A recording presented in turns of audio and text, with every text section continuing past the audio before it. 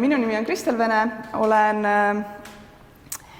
toiduteadlane ja õppejõud, aga lisaks sellele ka ettevõtlusspetsialist, et aidata siis leida neid inimesi, kellel on väljakutsed ja viia need kokku siis nende inimestega näiteks loodusteaduskonnast, kes suudaksid neid väljakutseid toetada nõu ja jõuga. Aga ma üldse hakkasin seda ettekannet mõtlema sellest viisist, et miks peaks tegema koostööd teadlastega, sest lõppude lõpuks me kõik ajame oma väikest asja, et kuskil on toode ja kuskil on kliendid ja põhimõtteliselt ettevõtja ülesanne viia need tooted sinna klientidele. Kui see oleks nii lihtne, et ikka tahaks mõelda, et miks peaks minu toodet valima ja kuidas see klient selle toote sealt üles leiaks teiste seast. Ja see kõik taandub tegelikult ühele võlusõnale, mis on konkurentsieelis. Ja koostöö teadlastega ja teaduslikult uuritud või teaduspõhine, kõik sellised konkurentsieelise märksõnad on need, mida siis ülikool saab pakkuda tootjale.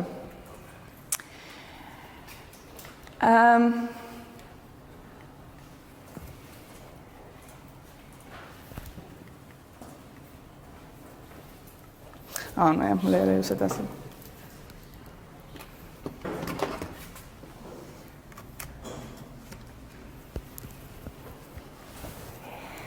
Kõik algab ideest ja võib-olla võiks mõelda, et idee faas, et kus kohas siin nüüd need teadlased appi tulevad. Aga tegelikult see on juba see faas, kus täitsa tasub pöörduda ülikooli poole. See on see faas, kus ei ole ettevõte veel teinud suuri kulutusi ja võiks oma ideed põrgatada ka teadlastele. Ja tegelikult on täitsa teaduspõhiseid ideid, kuidas üldse ideid genereerida, kui ei ole üldse alguses mõtteid. Et need on teaduspõhised meetodid, mida me kasutame, mida me ka tudengitele õpetame. Ja meil on selline tudengite ressurss, mida kindlasti tasub ära kasutada ka ideede genereerimise faasis. Ja kutsun siin ka neid ettevõtteid ülikooli poole pöörduma, kes on juba võib-olla toodavad, ei ole selle idee alguse faasis, vaid juba toodavad, neil on tooted olemas, aga ei ole lihtsalt igapäevaelu on nii suur, et ei ole või kiire, et ei ole aega tegeleda selle tootearenduse poolega. Et me oleme väga edukalt aidanud ka ideede genereerimisega ettevõtteid. Jah, minu taust on küll toit, aga ma ei näe ka mingit põhjust, miks mitte siis ka looduskosmeetika poole neid ideid põrgatada. Et väga mitmed asjad on saanud tegelikult ülikoolist alguse. Ja meil on kindlasti võimekus teaduslikult teha seda eeltööd ja turgu kaardistada, et uurida üldse mis turul on ja leida üles näiteks nišid, kus võiks arendada, et näiteks kui seda toodet siin ei oleks, see oleks tühjus, siis me leiaksime teaduslike meetoditega üles need tühjad kohad, kuhu võiks toodet arendada ja kuhu turg tegelikult midagi ootab. Me oleme väga palju teinud fookusgrupi uuringuid, see on jälle sellised asjad, mida võib-olla ettevõte ei jõua ise teha. Me aitame üldse aru saada, et mis on inimeste teadlikkus mingis valdkonnas, mis on inimeste tarbimisharjumused, kuidas on suhtumine mingitesse toodetesse, eelistused, soovitused ja ootused ja vajadused.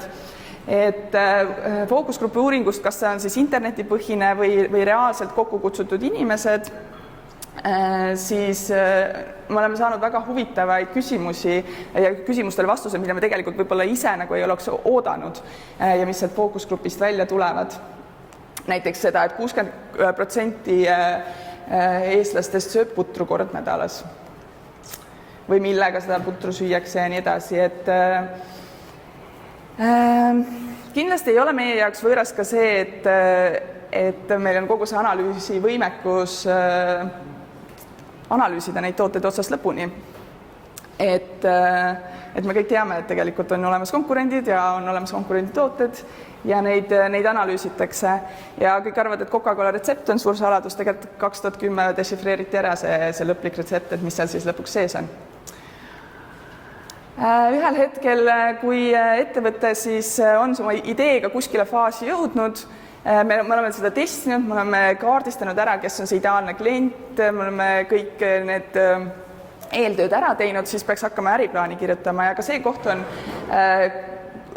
kus võiks nagu ülikooli poole pöörduda, meil on ärikorraldusinstituut ja nemad äriplaanide tegemine ja strateegiate tegemine on jällegi nende pärusmaa, et väga hea meelega ootavad ka appi või tulla appi ettevõtjatele.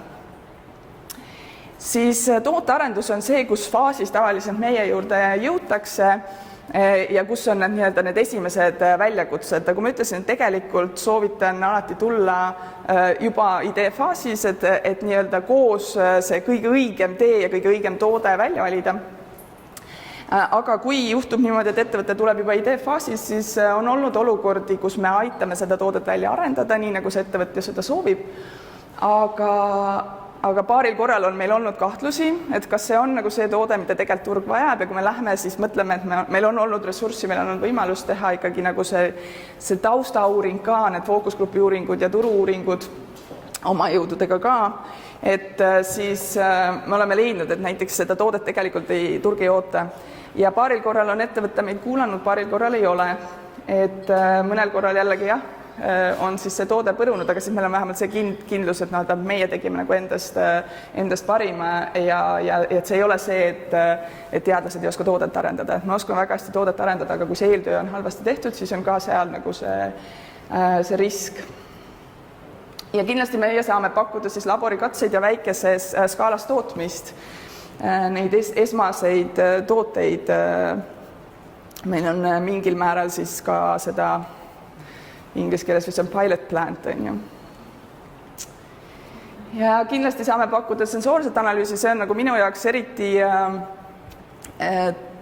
hingelähedane, sest ma olen just sensoorikateadlane ja kosmeetikatooteid ei ole me väga palju teinud, aga samas kui vaadata üldse nagu sensoorikat kui teadust, siis tegelikult toit kasutab sensoorikat mitte kõige vähem, aga ka mitte kõige rohkem.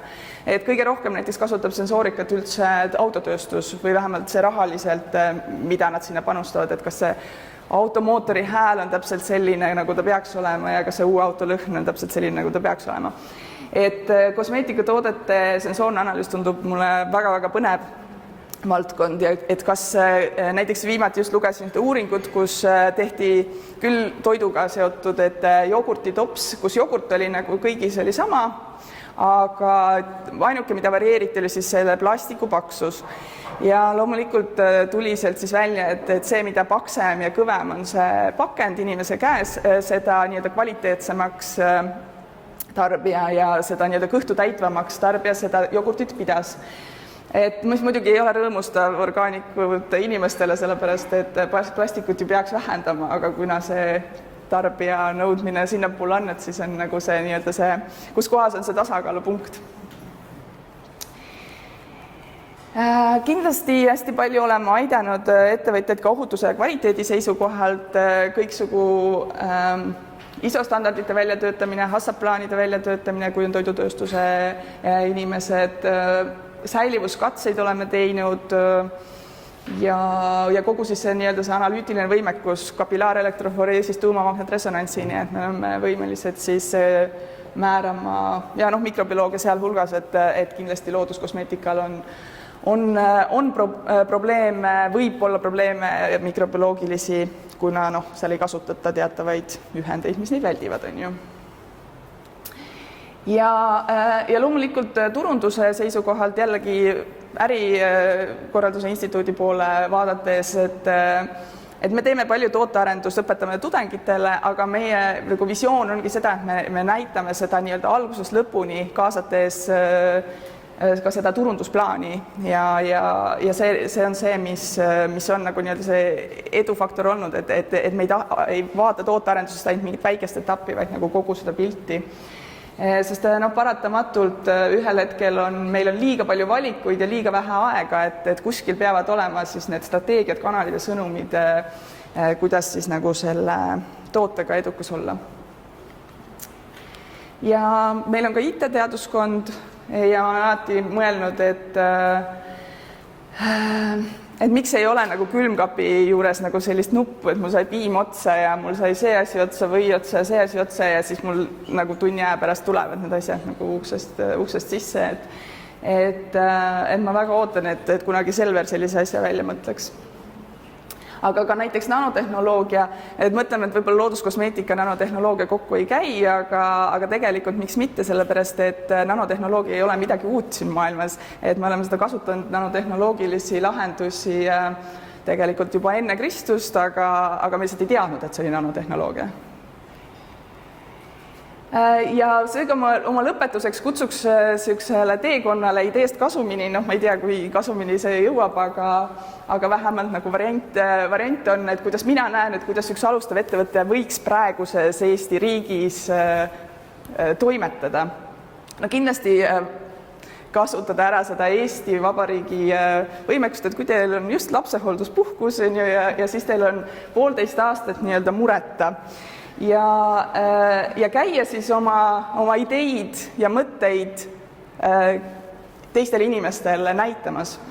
Mektori pakub varianti Prototroni, siis Ajujaht, siis on olemas EIT Food, millest võib-olla Allan räägib korraks, aga kus saab nii-öelda käia inglise keeles pitchimas, on ju. Ja see on hästi oluline, et te põrgatate oma ideid ja saate neid siis nagu tagasi ja iga kord, kui te järgmisele lähete, siis see kogu aeg areneb, see mõte. Ja võib-olla mõnikord on ka rahalised autasud nende asjade juures, aga kui need raha ei ole, siis vähemalt olete nagu oma ideed kasvatanud. Sealt edasi siis on EAS-i innovatsiooniosak, mis on kindlasti selline koht, mida tasub kasutada, sellepärast et see on praktiliselt ilma igasuguse tagasi, või nad ei küsi nagu mingit sellist, kuidas öelda, inglise keeles on see equity, on ju, et nad ei taha mingit osalust sellest või mingit.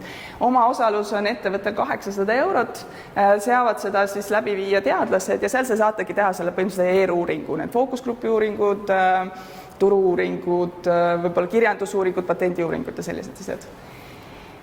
Siis edasi on EAS pakubki arendusosakut, muidugi võib otse minna arendusosakusse, aga tavaliselt on üsnagi mõistlik kasutada ära see esimene pool ka. Ja see on natuke suurem osalus ja seal ka samamoodi juba võib osta mingeid esimesi seadmeid, sinna võib teha siis tekitada esimesed prototüübid, testida nende säilivust, testida kuidas ta turul on, teha nii-öelda esimesed turu nii-öelda konkurentsiuuringud ka võib-olla. Siis varem pakkus EAS, nüüd pakub Riigihaldussüsteemide Tugikeskus või midagi sellist, pakub siis starditoetust, mis on siis umbes selline summa ja oma osalus siis 3570. Sealt edasi võib juba vaadata, PRIA on kindlasti teie jaoks huvitav ja uute toodete, tavade, protsesside, tehnoloogiate arendamise toetus kuni 350 000 ja sealt isegi kuni 90% toetatakse. Ja võib-olla siis sealt edasi nutika spetsialiseerumise rakendus, mis on juba sellistele ettevõtetele, kes on vähemalt 2 aastat tegutsenud ja on juba mingit käivet näidanud. Ja 20 000 kuni 2 miljonit võib olla siis projekti eelarve. Ja seal on ka päris palju raha veel üle. Et pigem on probleem, et ei leia ettevõtteid, kes sinne kvalifitseeruks. Ja tahtsin siia tõmmata suure punase kriipsu peale, et koostöös teadlastega, et siis me teeme tarke tooteid. Aitäh!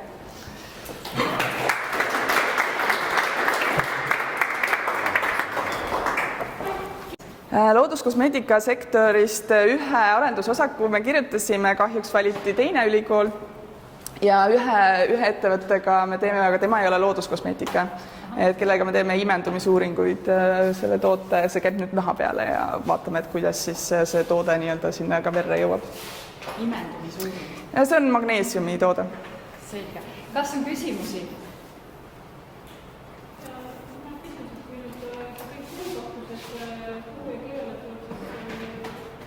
Kuidas edasi siit liikuda nüüd, et kõik oli nii atraktiivne põnev ja kas sellest peab maksma ka või? Ei, selles mõttes pöördumise eest kindlasti ei pea maksma. Meil on vist see kontakt on partner@taldec.ee. Sina, Allan, tead, äkki Allan paneb selle kontakti ka, et kuhu siis võib pöörduda. Ja siis sealt edasi liigub, meil on süsteem, kuidas siis liigub info nagu nende inimestele, et me leiame üles ülikoolist, sest see on suur struktuur, on ju, need inimesed, kes saavad aidata. Kas põhimõtteliselt antakse ettevõttele siis üks niiviisi kontaktpersoon siit ülikoolist, sest ega ta ei hakka ju kõikidele... Ja täpselt nii ongi, jah, see partner@taldec.ee ongi see, mis siis... Kliendihaldur antakse. Just, aga ma nii-öelda saladuskattele ütlen, et õppejõud on väga hea meelega, võtavad selliseid praktilisi asju, ma ise ka õpetan tootearendust ja mul on väga hea meel, kui ma saan nagu mingit praktilist asja nagu tudengitele anda, kui ma annan talle lihtsalt nagu tootearenduseks selle ülesande, mis mul lihtsalt parasjagu pähe tuleb, et ma tunnen ennast ka paremini, kui ma annan mingi asja, mida kellelgi on vaja, on ju. Et selles suhtes tasub pöörduda, aga alati ei ole asjadel hinnasilti küljes, et nii või teisiti, et me saame neid tudengeid kasutada. Seal on üks aga, siis kui see on ainult sellisel juhul, kui aeg ei ole teie jaoks nagu see kriitiline hetk, et lihtsalt tudengite teema, see võtab aega.